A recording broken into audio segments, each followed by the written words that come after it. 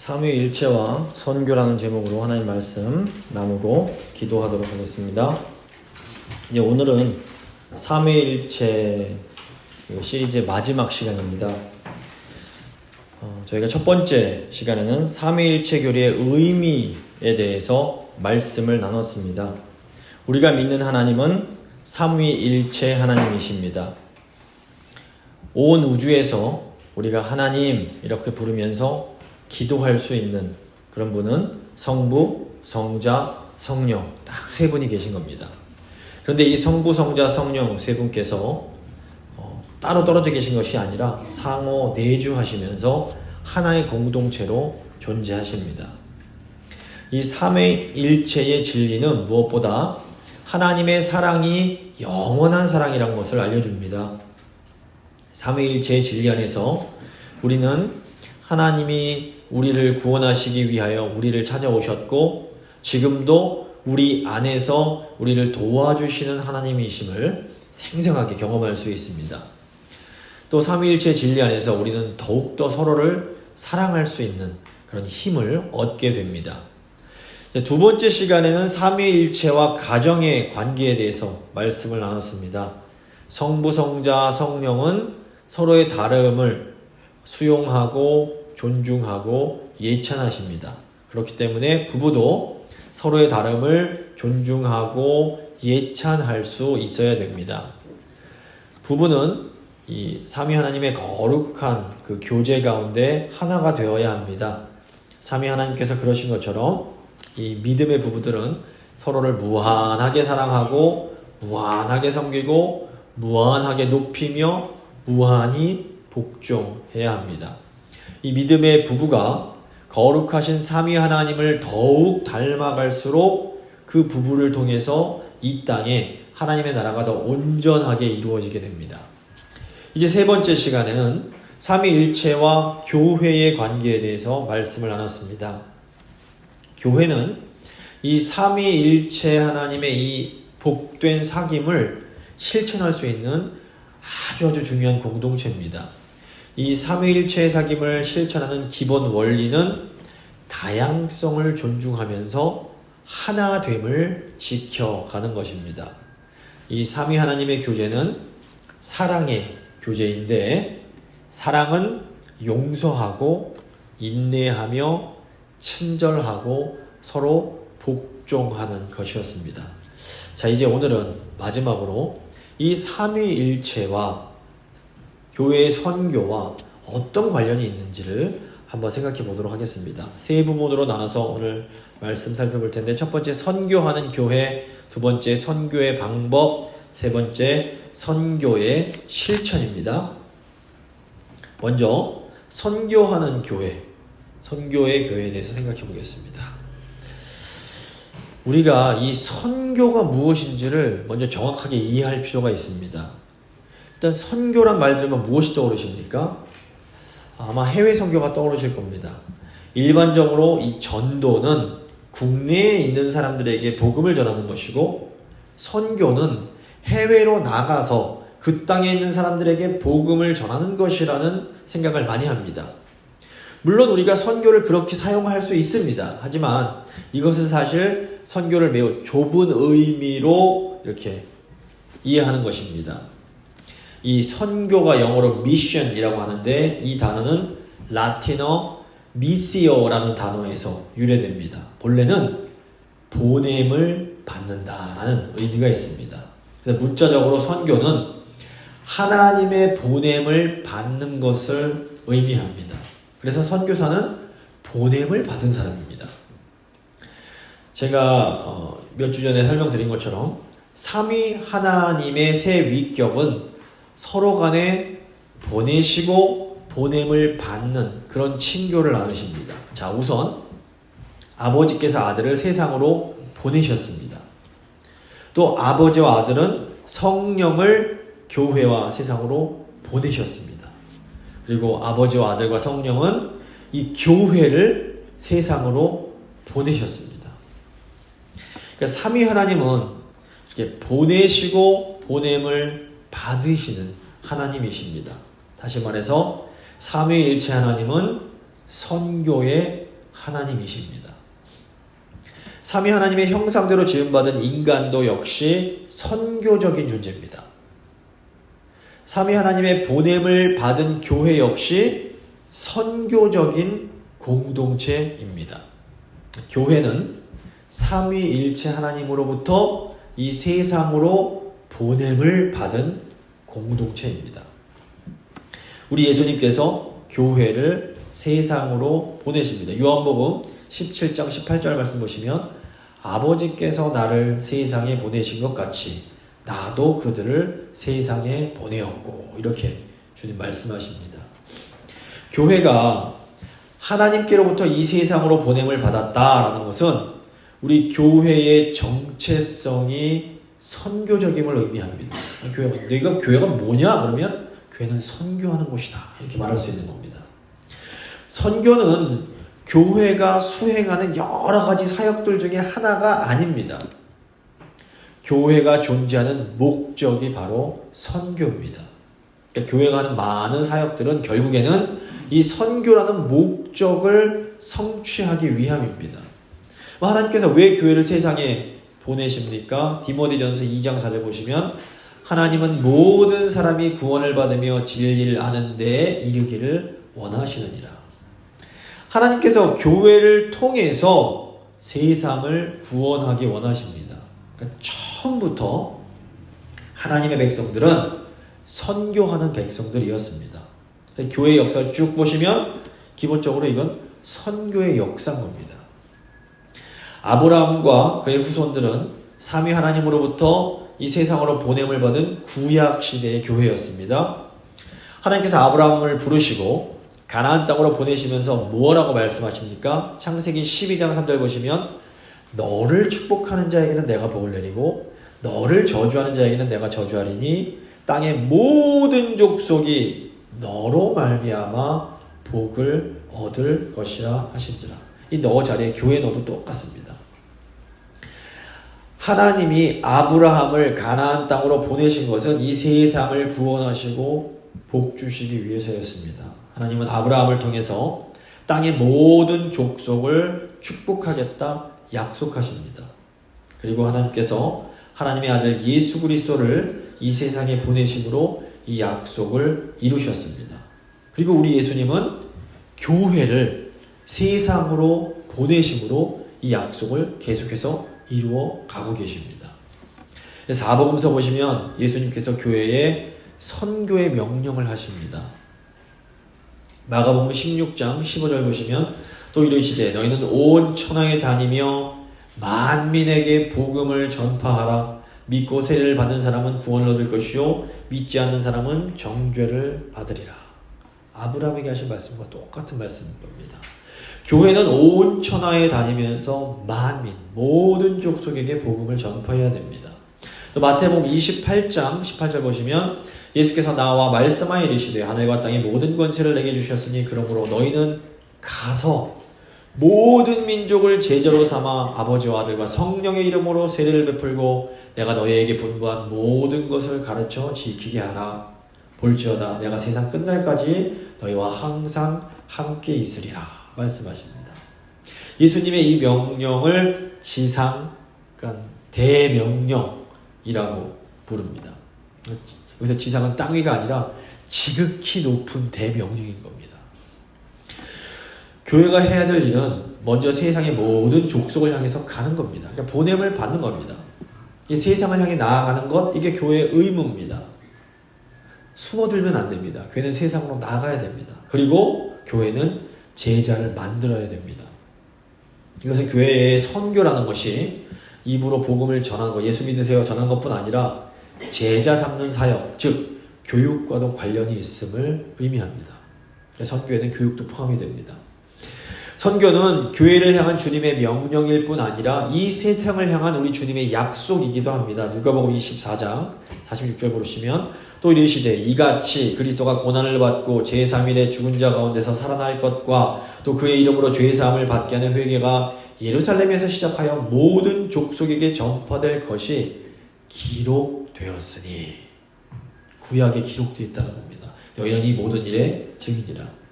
예수님은 이 복음과 죄사함을 얻게 하는 이 회개가 예루살렘에서 시작돼서 모든 열방에게 전파되는 것이 다른 것이 아니라 바로 성경의 약속이라고 말씀하십니다. 이 선교는 그런데 교회가 독립적으로 할 수 있는 것이 아닙니다. 우리 주님께서 주신 이 선교의 명령은 우리 교회의 힘만으로는 할 수 없습니다. 그래서 주님은 항상 너희와 함께 하겠다, 교회와 함께 하겠다 약속을 하십니다. 그런데 부활하고 승천하신 예수님께서 어떻게 우리와 함께 하실 수 있을까요? 우리 예수님은 성령을 통해서 교회와 함께 하실 수 있습니다. 그래서 예수님께서 제자들에게 선교의 명령을 하실 때에 성령의 능력을 힘입을 것을 명령하십니다. 누가복음 24장 49절에 보시면 볼지어다 내가 내 아버지께서 약속하신 것을 너희에게 보내리니 너희는 위로부터 능력으로 입혀질 때까지 이 성에 머물라 하시니라. 이 아버지께서 약속하신 것, 이것이 바로 성령이었습니다. 그리고 오순절 마가의 다락방에서 이 교회에 성령이 임하게 됩니다. 성령으로 충만함 받은 교회는 강력하게 선교를 행함으로 이 교회의 정체성을 드러내게 되었던 겁니다. 선교는 교회의 본질입니다. 본질은 어떤 것이 되게 하는 성질입니다. 예를 들어서 소금의 본질은 짠맛입니다.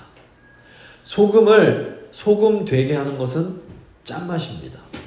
아무리 소금과 똑같이 생겼어도 짠맛이 없으면 그건 소금이 아닌 겁니다.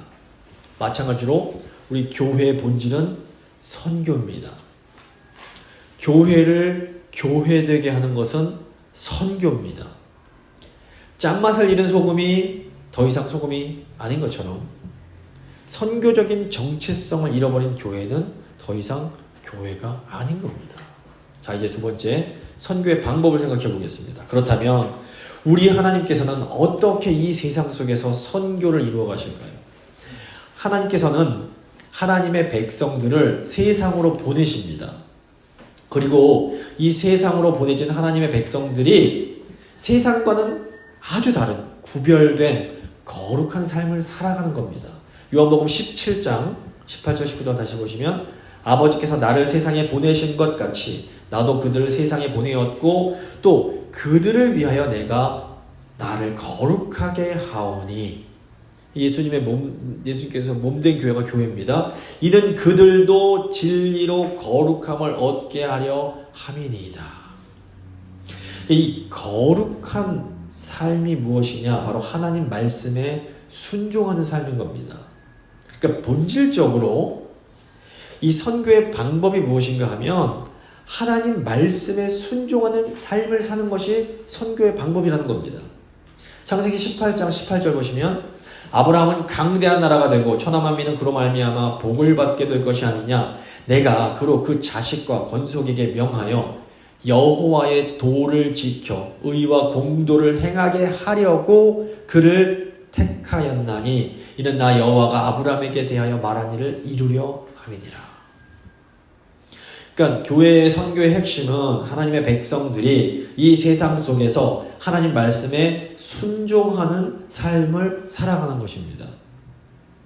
선교는 지금 우리가 보냄받은 그 자리에서 하나님 말씀에 순종하는 삶을 사는 것입니다. 그런데 그렇다고 해서 이 선교적인 삶이 율법주의적인 삶과는 완전히 다릅니다. 율법주의는 하나님 말씀, 즉 율법에 순종해서 구원받으려고 하는 겁니다. 그런데 우리는 절대로 율법에 순종해서 구원받을 수는 없습니다. 우리는 전적인 하나님의 은혜로 구원을 받습니다. 그런데 하나님의 은혜로 구원받은 사람은 하나님 말씀, 율법에 순종을 하는 겁니다. 왜 그렇습니까? 우리를 구원해 주신 하나님의 은혜가 너무 기쁘고 감사하기 때문입니다. 그래서 구원받은 하나님 백성들은 하나님을 기쁘시게 하기 위해서 이 말씀, 율법에 순종을 하는 겁니다. 그런데 여기에 아주 놀라운 비밀이 있습니다. 우리가 하나님 말씀에 순종하면 할수록 우리가 하나님께서 주시는 복을 받게 됩니다. 말씀에 순종할수록 우리가 죄로부터 점점 더 자유로워집니다. 말씀에 순종할수록 점점 더 깨어졌던 관계들이 회복이 됩니다. 말씀에 순종할수록 우리 삶 가운데 거룩한 그런 열매들이 맺히게 되는 겁니다. 결국 우리가 더 거룩해질수록 세상 사람들이 우리를 통해서 하나님을 알 수 있게 되는 겁니다. 구약의 이스라엘 백성들이 해야 될 일이 바로 이거였습니다. 이스라엘 백성들이 우상이 가득한 세상 속으로 보냄을 받았습니다. 우상으로 가득한 이 세상의 특징이 뭡니까? 우상을 섬기는 세상의 특징은 죄악된 속성을 따라가는 겁니다. 죄와 욕심과 탐심을 따라가는 겁니다. 우상 숭배자들은 쾌락과 돈과 권력을 추구합니다. 우상 섬기는 자들은 매우 음란한 경우가 많습니다. 또 우상 숭배자들은 수단과 방법을 가리지 않고 돈과 권력을 얻으려고 합니다. 그리고 돈과 힘이 있는 자들은 돈 없고 힘 없는 사람들의 생명을 아주 하찮게 여기는 경우가 많습니다. 이런 상황 속에서 하나님 백성들이 해야 될 선교가 뭘까요? 하나님의 백성들은 하나님의 말씀에 순종하는 삶을 살아야 했습니다. 그래서 이스라엘은 우상을 섬기는 삶과는 전혀 다른 삶을 살아야 됐던 겁니다. 하나님 백성들은 하나님을 경외함으로 성적으로 타락한 곳에서 성적으로 순결한 삶을 살아야 됐습니다. 또 이스라엘 백성들은 힘과 돈이 있다 할지라도 그것을 가지고 힘없고 돈 없는 사람들을 사랑으로 돌봐야 됐던 겁니다. 본질적으로 신약의 교회의 선교도 구약의 선교와 다르지 않습니다. 신약의 교회도 거룩한 삶을 통해서 선교를 하는 겁니다. 바울은 그리스도가 교회에 화목하게 하는 직분을 주셨다라고 가르칩니다. 고린도후서 5장 18절 보시면 모든 것이 하나님께로서 났으며 그가 그리스도로 말미암아 우리를 자기와 화목하게 하시고 또 우리에게 화목하게 하는 직분을 주셨으니 곧 하나님께서 그리스도 안에 계시사 세상을 자기와 화목하게 하시며 그들의 죄를 그들에게 돌리지 아니하시고 화목하게 하는 말씀을 우리에게 부탁하셨느니라. 우리가 하나님의 말씀에 순종하여 거룩한 삶을 살아갈 때에 우리는 세상을 하나님과 화목하게 할 수 있습니다. 베드로도 똑같은 말을 합니다. 베드로전서 2장 9절 보시면 그러나 너희는 택하신 족속이요 왕같은 제사장들이요 거룩한 나라요 그의 소유가 된 백성이니 이는 너희를 어두운 데서 불러내어 그의 기이한 빛에 들어가게 하시니에 아름다운 덕을 선포하게 하려 하심이라. 그러니까 하나님께서 우리를 부르시고 하나님의 백성으로 삼으신 목적이 뭡니까? 하나님의 그 아름다운 덕을 선전하게 보여주게 하시려는 겁니다. 그러니까 우리가 보냄을 받은 자리에서 하나님 말씀에 순종하면 일단은 우리의 삶이 회복이 됩니다. 우리가 복을 받습니다. 그리고 더 나아가서 우리가 하나님 말씀에 순종할 때에 세상이 우리를 통해서 하나님의 그 아름다운 덕을 보게 되는 겁니다. 회복된 가정을 보면서 와, 참 아름답다. 아름다운 성품을 보면서 와, 정말 멋있다. 나도 예수님 믿고 싶다. 이렇게 되는 겁니다. 자, 이제 세 번째, 선교의 실천입니다. 자, 그렇다면 우리는 어떻게 선교를 실천할 수 있을까요? 자, 해외로 나가서 선교하는 것도 너무너무 중요합니다. 저도 이 중국에서 선교하고자 하는 마음 때문에 중국어를 전공을 했고 또 이제 한국에서는 단기 선교팀을 이끌고 중국을 여러 차례 방문했습니다. 지금도 제 친구들 중에 많은 친구들이 이 현장에서 여기저기서 선교사로 사역을 하고 있습니다. 제가 해외 선교 중요성을 절대 모르지 않습니다. 꼭 필요하고 저희에게도 이거 감당해야 됩니다. 그런데 그렇다고 해서 해외로 나가는 것만이 선교는 아닙니다. 보냄을 받은 자리가 다를 뿐이지 우리 모두는 이 선교적인 사명을 다 가지고 있는 겁니다. 우리가 그러니까 어느 자리에 있든지 간에 하나님 말씀에 순교함으로 이 선교적인 삶을 살아가야 됩니다. 자, 교회 역사만 보셔도 각 시기마다 교회가 보냄을 받는 상황이 다 다릅니다. 자, 초대교회는 이 우상을 숭배하는 로마 제국이라는 상황으로 보내졌습니다. 이때 교회 사명이 뭡니까? 핍박을 견디고 진리를 지키는 거였습니다. 자, 중세교회 시대가 되면 또 교회가 전혀 다른 상황으로 보냄을 받습니다. 중세시대 초기에는 교회가 그래도 선교적 사명을 좀 잘 감당합니다. 그런데 중세 말기가 되면 안타깝게도 교회가 구약의 이스라엘처럼 우상숭배의 유혹에 넘어가서 타락하게 됩니다. 그런데 그때에도 하나님께서는 이 수도원에 신실한 하나님의 사람들, 남은 자들을 남겨두십니다. 이 남은 자들이 하나님 말씀에 순종하면서 선교적 사명을 감당합니다. 그리고 이 종교개혁자들 같은 경우에는 아주 중세교회가 극도로 더 이상 어떻게 할 수 없을 만큼 그런 극도로 타락한 상황으로 보냄을 받게 됩니다. 이때 종교자들에게 주어진 선교적 사명은 다시 복음의 말씀으로 돌아가는 거였습니다.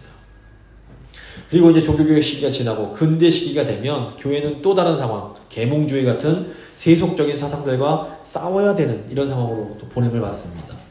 또 이때 교회는 산업혁명 같은 이런 일들로 인해서 많은 가난한 사람들이 생겼는데 이들을 구제함으로 선교적 사명을 감당해야 됐습니다. 자, 19세기 이제 1800년대가 되면 이제 제국주의 시대입니다. 근데 이때는 동시에 세계 선교의 시기이기도 합니다. 바로 이 시기에 한국에도 선교사들이 복음을 들고 찾아오게 됩니다. 그리고 아시는 것처럼 이제 20세기 초에는 2차례 세계대전이 있었고 대공황이 일어납니다. 그리고 이 시기 한국교회는 일제의 식민 지배를 받아야 됐습니다. 1930년대 일본은 한국의 모든 사람들에게 신사참배를 강요합니다. 신사참배는 아시는 것처럼 일본인들의 섬기는 신에게 절을 하는 것을 의미했습니다. 그래서 학교나 회사나 시작하기 전에 사람들이 일본의 신사에 절을 해야만 됐습니다. 그런데 이게 교회도 예외가 아니었습니다. 당시 많은 한국의 교회들이 핍박을 피하겠다고 일제와 타협을 합니다. 그런데 이제 일제시대, 일제강점기 교회는 바로 이 신사참배라는 우상 숭배의 상황 속에 보냄을 받았던 겁니다. 근데 이때 소수의 그리스도인들만이 용감하게 신사참배라는 우상 숭배를 거부했습니다. 물론 아시는 것처럼 어떤 분들은 이 때문에 감옥에 들어가고 또 어떤 분들은 심지어 순교를 하시기도 했습니다. 저희 제국교회는 이렇게 신사참배를 거부했던 성도들, 남은 자들이 세운 교회입니다. 신사참배를 거부하는 것이 일제시대에는 가장 강력한 선교였던 겁니다. 제국교회 선교 안 한다? 이런 말 하시면 안 되는 겁니다. 물론 그 이후에 저희가 잘 못한 거 있습니다. 근데 1980년대부터 하나님께서 소수의 또 제국교인들을 이 미국으로 보내셨습니다. 보냄을 받으신 겁니다. 이분들이 이제 미국 캘리포니아 지역에 제국교회를 세우셨습니다. 물론 미주 지역 제국교회들이 적극적으로 나가서 전도를 하거나 또 해외 선교를 하지는 못했습니다. 솔직히 미국에 이민 온 성도들이 미국 땅에서 생존하는 일 자체가 결코 쉬운 일은 아니었습니다. 그래도 우리 신앙의 선배들이 열심히 신앙을 지키면서 이 교회를 남겼습니다. 그래서 교회는 건물이 아닙니다. 교회는 믿음의 사람들, 신자들의 모임이 교회입니다. 자, 한번 아브라함의 선교를 생각해 보시기 바랍니다. 아브라함이 하나님의 부르심을 받고 가나안 땅으로 보냄을 받았습니다. 근데 아브라함의 삶을 들여다보면 이런저런 여러 가지 연약한 모습도 있고 실수도 있습니다.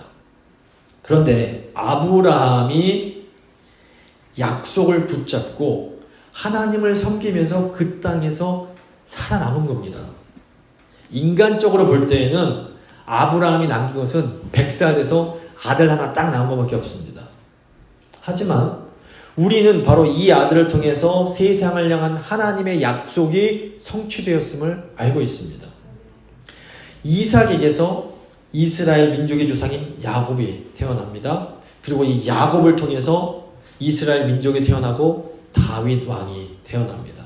그리고 우리 예수 그리스도는 아브라함과 다윗의 후손으로 이 땅에 오시게 됩니다. 그리고 우리 예수 그리스도를 통해서 바로 교회가 세워지게 됩니다.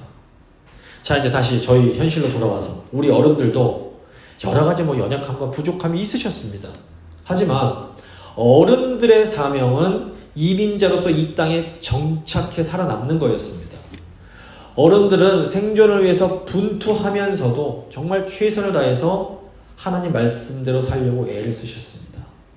인간적으로 보면 우리 어른들이 남긴 것은 이 작은 교회 공동체가 전부일지 모릅니다. 하지만 이것이 바로 우리 어른 세대가 감당해야 될 선교의 사명이었던 겁니다. 자, 이제 중요한 것은 이 어른들이 이 작은 교회 공동체를 통해서 하나님께서 세상을 구원하시고자 하는 그 놀라운 하나님의 약속이 성취될 수 있다는 겁니다. 자, 하나님이 우리를 보내신 자리가 우리의 선교의 자리입니다. 우리는 미국의 캘리포니아로 보냄을 받았습니다. 지금 현재 캘리포니아는 정치적으로 보나 문화적으로 보나 미국에서도 가장 진보적인 주 중에 하나입니다. 학교에서는 낙태, 동성애, 트랜스젠더 같은 이런 이슈들에 대해서 아이들에게 찬성하는 입장을 취하도록 계속해서 세뇌를 시킵니다. 아마 우리 다음 세대들은 우리와는 또 다른 상황 속으로 보냄을 받게 될 겁니다. 자, 그렇다면 지금 우리의 선교는 무엇이 되어야 될까요? 교회는 하나님의 말씀대로 사는 것이 가장 좋고 아름다운 삶이란 것을 보여줘야 됩니다. 그러니까 먼저 우리가 보냄받은 곳에서 기쁨으로 하나님 말씀에 순종해야 됩니다. 그리고 우리가 있는 곳에 삼위 하나님의 아름다운 교제가 나타나도록 노력해야 됩니다. 일터나 학교에서 다양성을 존중하고 예찬하는 삶을 살아가야 됩니다. 우리와 다른 가치관을 가진 사람들, 그 사람들이 무신론자건 이단이건 다른 어떤 종교를 가지고 있는 사람들이건 간에 또는 심지어 그리스도인을 핍박하는 사람들까지도 저희가 인정하고 존중해 줄 수 있어야 됩니다. 우리는 그들의 악을 선으로 갚아야 합니다. 이때 그들의 심령 가운데 복음의 씨앗이 심겨지는 겁니다. 우리만 그렇게 살아가는 것이 아니라 직장 동료들이나 다른 학생들도 서로 간의 다름과 다양성을 존중해 주는 그런 분위기가 되도록 노력해야 됩니다. 동시에 이런 다양성의 존중이 무질서한 대립이나 분열로 나아가지 않고 하나가 되도록 또 노력해야 됩니다. 나 혼자 잘났다는 그런 교만한 마음으로 다른 동료들을 무시하면 안 됩니다. 도리어 자신의 부족함을 인정하고 다른 동료들과 긴밀한 상호 참여와 의존의 관계를 만들어 가야 됩니다. 동료들과 친구들을 먼저 존경해주고 인정해주고 환대해 주어야 됩니다. 그리고 동료와 친구들을 진실한 사랑으로 대해야 됩니다. 나아가 그들을 사랑으로 섬기며 희생하는 모습까지도 보여주어야 됩니다. 우리가 이런 모습을 보여줄 때에 믿지 않는 동료와 친구들의 마음이 열리고 성령께서 역사하실 수 있게 됩니다. 물론 이런 선교적 삶을 사는 것이 절대로 쉬운 일이 아닙니다. 그래서 우리에게는 성령의 인도하심과 성령의 능력이 절대적으로 필요합니다. 솔직히 말씀드리자면 우리가 이 세상을 삼위일체의 교제가 완전히 이루어지는 곳으로 만드는 것은 애시당초 불가능합니다. 이게 교회에서도 잘 안 되는데 불신자들이 있는 직장이나 학교에서 이런 일이 일어나는 것은 거의 불가능합니다. 그럼에도 불구하고 우리는 선교적인 삶을 살아가야 됩니다. 이것이 우리를 향한 주님의 명령이기 때문입니다. 그러니까 우리의 삶의 목표는 성공이 아닌 순종입니다. 우리는 어떤 상황 속에서도 주님의 말씀에 순종하면 됩니다. 그러면 하나님께서 우리를 통해서 우리가 상상할 수도 없는 놀라운 일들을 행하시는 겁니다. 우리가 하나님 말씀에 순종해서 선한 행실을 할 때 오늘 저희가 본문에서 읽었던 것처럼 하나님의 그 아름다운 빛이 우리의 동료들, 우리의 친구들의 그 영혼 가운데 비춰지게 되는 겁니다. 그러면 세상 사람들이 하나님을 알게 되고 우리의 착한 행실을 보고 하나님께 영광을 돌리게 되는 겁니다. 바로 이것이 우리 삼위 하나님께서 우리에게 원하시는 선교의 삶입니다. 말씀을 마무리 지어보도록 하겠습니다. 삼위 하나님은 선교의 하나님이십니다. 아버지는 세상을 구원하기 위해서 예수님을 보내셨습니다.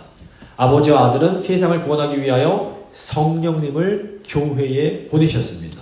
또 성부, 성자, 성령 하나님은 이 세상을 구원하기 위하여 교회인 우리를 세상으로 보내십니다. 교회는 세상으로 보냄을 받은 거룩한 공동체입니다. 우리는 착한 행실을 통해서 이 세상의 소금과 빛이 되어야 합니다. 우리가 하나님 말씀대로 살아갈 때에 세상이 우리를 통해서 하나님을 알고 하나님께 영광을 돌리게 됩니다. 성령 충만하여서 이 선교적 사명을 감당하는 우리 모두가 될 수 있기를 간절히 소망합니다.